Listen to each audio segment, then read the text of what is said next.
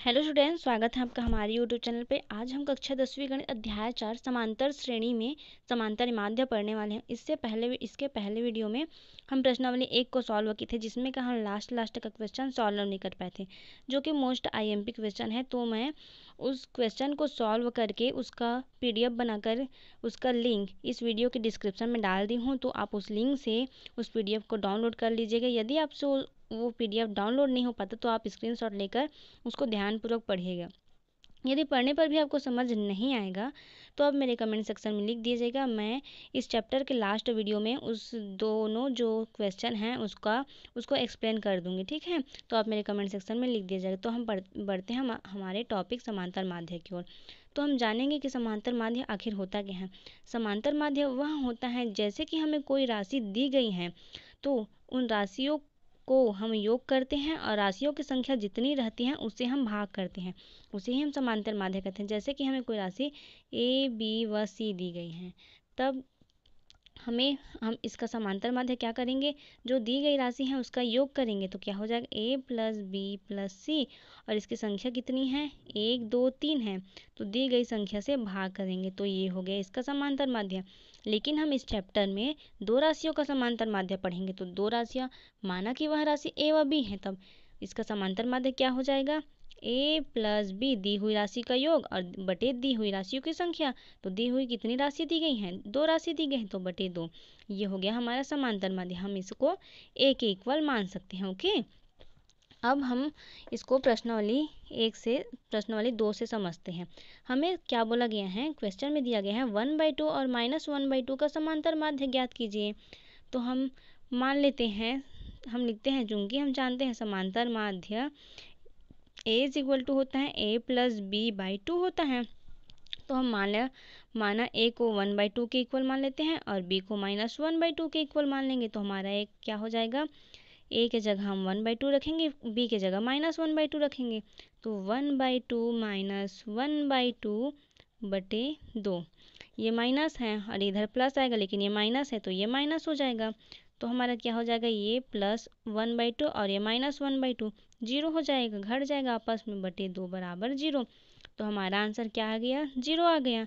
एक बार फिर से देखते हैं, हमें 1/2 और -1/2 का समांतर माध्य ज्ञात करने बोला है। तो हम जानते हैं कि जो दी गई राशि रहती है उसका हम योग करते हैं। तो चूंकि ये माइनस में है इसलिए यहाँ माइनस आ गया, और दी गई राशियों की संख्या जितनी रहती है उससे भाग करते हैं। तो हम इसकी संख्या 2 है, ये 1 है, ये 2, तो क्या हो जाएगा बटे 2। और 1/2 -1/2 करेंगे तो 0 आ गया, और बटे 2 का बटे 2 = 0। ये हो गया हमारा आंसर। देखो कितना इजी था ना ये वाला, ये पहला। अब दूसरा क्या बोला गया है, x² + 3xy और y² - 3xy का समांतर माध्य ज्ञात कीजिए। तो हम लिखेंगे यहाँ हल। हम जानते हैं समांतर माध्य A = क्या होता है, समांतर माध्य A = होता है A + B/2 होता है। तो हम यहाँ A के इक्वल क्या दिया गया है, हम मान लेते हैं कि A बराबर इतना है, जो दी गई राशि है उसमें से एक को A मान लेते हैं, एक को B मान लेते हैं। तो हम इसको A मानेंगे। तो A मानेंगे तो A = क्या हो जाएगा, x² + 3xy, x² + 3xy, और इसी प्रकार B = क्या मान लेंगे, y² - 3xy, y² - 3xy। अब समांतर माध्य बराबर लिखेंगे, समांतर माध्य A लिख देंगे। समांतर माध्य = क्या हो जाएगा, A + B। तो A का मान क्या है, x² + 3xy, और B का मान क्या है, y² - 3xy। दोनों को जोड़ देंगे और कितना से भाग देंगे, 2 से भाग देंगे, क्योंकि हमें एक राशि इतना दी गई है और एक राशि इतनी दी गई है, तो बटे 2 करेंगे, ओके। अब A = क्या आ जाएगा, x² + y²/2, और इधर +3xy और इधर -3xy है, तो ये दोनों आपस में कैंसिल हो जाएंगे। तो हमारे पास क्या बचेगा, x² + y² बटे 2। ये हो गया हमारा आंसर। इसी प्रकार नेक्स्ट क्वेश्चन देखते हैं। दो संख्याओं का समांतर माध्य 7 और गुणनफल 45 है, तो संख्याएं ज्ञात कीजिए। तो हम माना वे संख्याएं क्या हैं, ये थर्ड क्वेश्चन का आंसर है। तो मानेंगे, माना वे संख्याएं A व माना वे संख्याएं ए व बी हैं, तब हमें क्या बोला है, प्रश्नानुसार यहाँ लिखेंगे। प्रश्नानुसार हमें बोला है उन संख्याओं का समांतर माध्य 7 है, तो ए और बी का समांतर माध्य क्या होता है, a+b/2, और इसका समांतर माध्य क्या बोला है, 7 है करके बोला है, तो उसको 7 के इक्वल मानेंगे। ओके, तो a+b इज इक्वल टू क्या हो जाएगा, 14 हो जाएगा। 14 कैसे होगा, ये दो इसके साथ भाग में है, इधर जाकर गुणा में हो जाएगा, ये हमारा समीकरण 1 बन गया। तो 7 और 2 का गुणा हो गया तो 14 आ गया। ओके, और क्या बोला है, और उनका गुणनफल 45 है, तो इन संख्याओं का गुणनफल 45 है। तो पुनः प्रश्नानुसार हम यहाँ लिखेंगे, पुनः प्रश्नानुसार इसका गुणनखंड 45 है, तो 1a into b is equal to 45, इसका गुणनखंड 45 है। अब हम इसको हम समीकरण 2 मान लेते हैं। तब हम समीकरण 1 से a का मान निकाल कर समीकरण 2 में रख देंगे। तो समीकरण 1 से क्या होगा, a का मान निकालेंगे, तो a का मान निकालने के लिए क्या करेंगे, a को इधर रखेंगे, इसके बाद जितनी संख्या है उसको इधर पक्षांतर करेंगे, तो a इज इक्वल टू क्या हो जाएगा, 14 माइनस बी हो जाएगा। ओके, अब क्या होगा, ये a का जो मान आया है उसको हम समीकरण 2 में रखेंगे, तब क्या हो जाएगा, a का मान समीकरण 2 में रखेंगे तो 14 minus b into b is equal to 45। a का मान हम यहाँ निकाले 14 माइनस बी, और इसी a के मान को हम समीकरण 2 में रखेंगे, तो 14 minus b into b is equal to 45।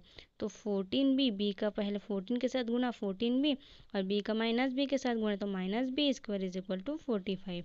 अब इसको minus b square plus 14b plus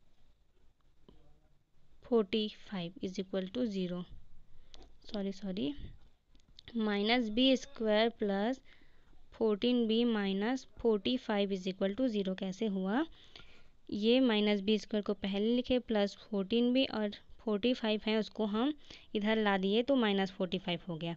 अब हम 14 को ऐसे दो भागों में तोड़ेंगे जिसका गुणा करने पर हमें 45 प्राप्त हो व जोड़ने पर 14 प्राप्त हो। तो हम लिखेंगे माइनस बी स्क्वायर प्लस 5 नियम 45, तो 5b plus 9b minus 45 is equal to 0।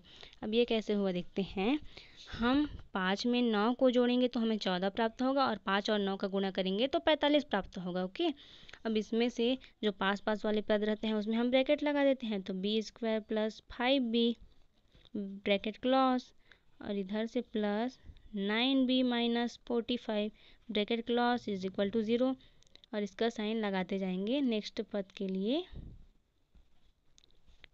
अब क्या होगा, इसमें से हमें जो कॉमन दिख रहा है उसको निकाल देंगे, तो हमें इसमें से क्या कॉमन निकालेंगे, माइनस बी को। तो माइनस बी को कॉमन निकालेंगे तो यहाँ प्लस बी बचेगा, और यहाँ से माइनस बी निकल गया तो माइनस 5 बचा। क्यों, क्योंकि माइनस बी का माइनस 5 के साथ गुणा करेंगे तो प्लस 5 भी आ जाएगा। ओके, अब इसमें से हम 9 को बाहर निकालेंगे, तो यहाँ क्या बचेगा, बी और माइनस 5, 5 नियम 45 इज इक्वल टू 0। अब देखते हैं ये दोनों पद सेम है, तो इसको हम एक बार लिखेंगे, तो क्या हो जाएगा, 9 माइनस बी और b minus 5 is equal to 0। तो 9 माइनस बी बराबर 0 एक बार मानेंगे, और एक बार b माइनस 5 को 0 के इक्वल लेंगे, तो क्या हो जाएगा, minus b is equal to minus 9 और b इज इक्वल टू 5। अब ये माइनस प्लस हो गया, तो b इज इक्वल टू 9 और b इज इक्वल टू 5। तो हम देखते हैं हमें b का 2 मान प्राप्त हो रहा है, हम b का 2 मान प्राप्त हो रहा है ना, तब इसी b के मान को हम समीकरण 1 में रखेंगे। तो हम लिखेंगे यहाँ समीकरण 1 में b का मान रखने पर, तो हमें b का 2 मान क्या क्या प्राप्त है, 9 और 5, और हमारा समीकरण क्या है, a plus b is equal to 14 है। तो a plus 9 is equal to 14 और a plus 5 is equal to 14। एक बार हम b के इक्वल 9 रखें, एक बार b के इक्वल 5 रखें, तो हमारा a का मान क्या आ जाएगा, 14 माइनस 9, और इधर से a is equal to 14 minus 5। तो a इज इक्वल टू 14 में 9 को घटाएंगे तो 5, और a इज इक्वल टू 14 में 5 को घटाएंगे तो 9। तो हम देखते हैं, हम जब b बराबर 9 रखते हैं तब a बराबर 5 आता है, और जब b बराबर 14 रखते हैं तो a बराबर 9 आता है। तो हम लिखेंगे अतः वे संख्याएं, देखा जाए तो हमें सिर्फ दो संख्याएं प्राप्त हुई, एक संख्या 9 और एक संख्या 5। एक संख्या हाँ, एक संख्या 9 एक संख्या 5, देखो यहाँ 5 यहाँ 9। ओके, तो अब हम लिखेंगे अतः वे संख्याएं 5 व 9 हैं। यदि आप अपने आंसर से संतुष्ट नहीं हैं तो 5 और 9 को योग करके देख लो, हमें 14 ही प्राप्त होगा। 5 धन 9 बराबर 14, तो 14 बराबर 14, अतः हमारा आंसर सही है। ओके, तो आप यहाँ से इसका ये पहले नंबर का है, और ये दूसरे नंबर का है, और ये तीसरे नंबर का है। इसका स्क्रीनशॉट ले सकते हैं। इसको ध्यानपूर्वक देखिएगा, तभी आपका कॉन्सेप्ट क्लियर होगा। मेरे बताने के बाद आप इसको ध्यान से पढ़ा कीजिएगा, तभी आपको जो पढ़े रहोगे ना वो क्लियर होगा। ठीक है, देखो अब नेक्स्ट क्वेश्चन क्या दिए हैं। दो संख्याओं का समांतर माध्य 6 है और उनके वर्गों का योग 90 है। हमें क्या दिए हैं, इसको भी सॉल्व कर लेते हैं। चलो, माना वे संख्याएं, जैसे कि हम इसको सॉल्व की हैं सेम वैसी 6 माना वे संख्याएं a व b हैं, तो दोनों का समांतर माध्य 6 बोला है, तो a प्लस बी बाई 2 बराबर 6 बोला है। तो a plus b is equal to क्या आ जाएगा, 12। इसको हम समीकरण 1 मान लेते हैं। और क्या बोला है, उनके वर्गों का योग 90 है, तो a का वर्ग कितना होता है, a का वर्ग प्लस b का वर्ग इज इक्वल टू 90 बोला है। ये हो गया हमारा समीकरण 2। अब जैसे कि उसमें समीकरण 1 से हम a का मान निकाले, वैसे ही इसमें भी समीकरण 1 से a का मान निकालेंगे। तो हम यहाँ लिख देंगे समीकरण 1 से, तो समीकरण 1 से क्या हो जाएगा, a इज इक्वल टू क्या हो जाएगा, 12 और माइनस बी। तो इसी a के मान को हम समीकरण 2 में रख देंगे। तो समीकरण हम यहाँ लिख देंगे, समीकरण 2 में a का मान रखने पर तो समीकरण 2 हमारा क्या है, ये है।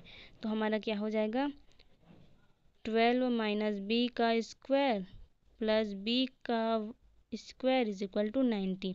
ए के जगह हम 12 माइनस बी रखें। ओके, अब हम जानते हैं a माइनस बी का होल स्क्वायर क्या होता है, a square minus 2ab plus b square होता है।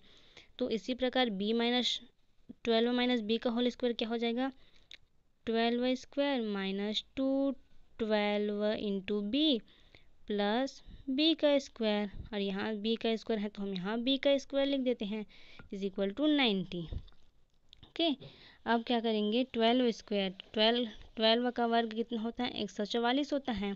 उसके बाद क्या है, माइनस 2 और 12 का गुणा है, तो 12 दूनी 24 और गुणा b, तो माइनस 24 b। और क्या है इधर, बी स्क्वायर और बी स्क्वायर क्या हो जाएगा, प्लस 2b स्क्वायर, और हमें किसके बराबर दिया है इसको, 90 के बराबर इज इक्वल टू 90। अब क्या होगा इधर, हम 2b square minus 24b plus 144 minus 90 is equal to 0 लिखेंगे। कैसे लिखेंगे, 2b को पहले लिखें, उसके बाद माइनस 24b को लिखें, उसके बाद 144 को यहाँ लिख दिए, और जो इधर 90 प्लस में है इधर आकर माइनस में हो गया।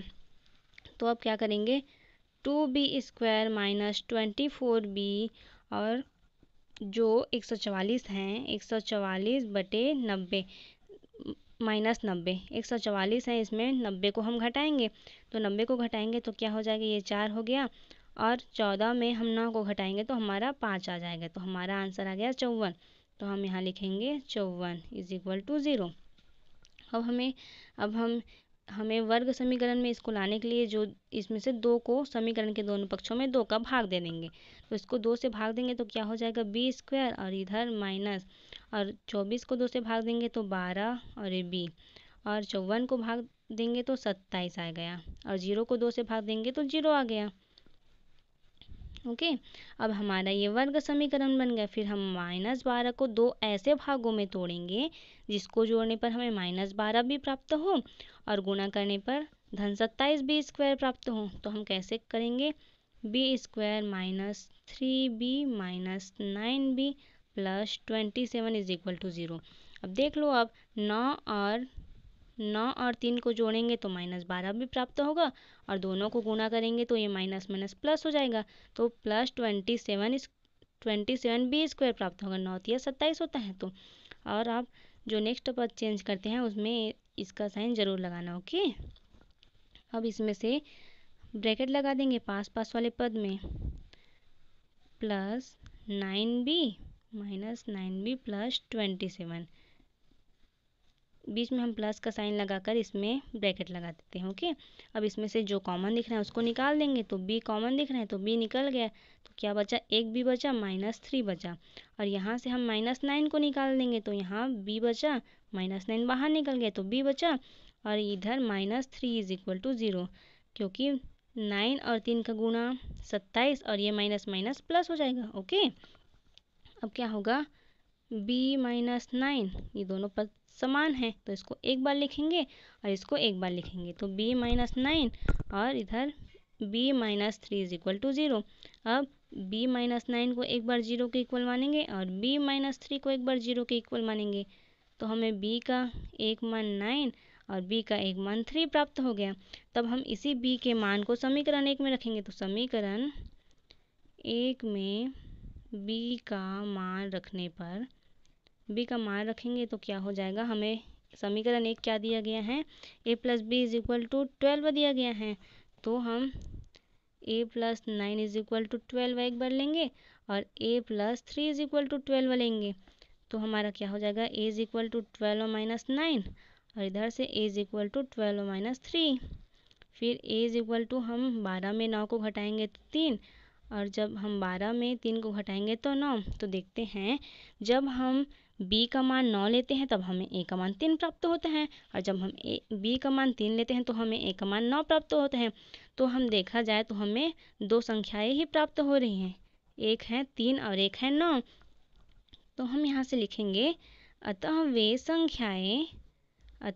संख्याएं 3 व 9 हैं।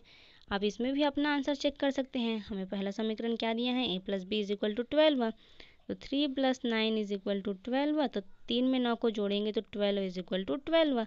तो ये दोनों बराबर आ रहे हैं ना, दायां पक्ष और बायां पक्ष, मतलब कि हमारा जो आंसर आया है वो सटीक है, एकदम सटीक सही है। ओके, तो आप यहाँ तक का स्क्रीनशॉट ले सकते हैं यहाँ से और इसको आप बनाकर देखना। ओके, देखो यहाँ। तो आज के लिए बस इतना ही। ये हमारा पूरा जो प्रश्नावली 2 में जो समांतर माध्य से रिलेटेड जो क्वेश्चन दिया गया है वो पूरा हमारा सॉल्व हो गया। हम नेक्स्ट वीडियो में इसके आगे का क्वेश्चन सॉल्व करेंगे। ओके, तो यदि आपको हमारा वीडियो अच्छा लगा तो उसको लाइक ज़रूर करना और मेरे चैनल को सब्सक्राइब करना ताकि मैं जो वीडियो अपलोड्स करूँगी उसका नोटिफिकेशन आप तक पहुँच सकेगा। थैंक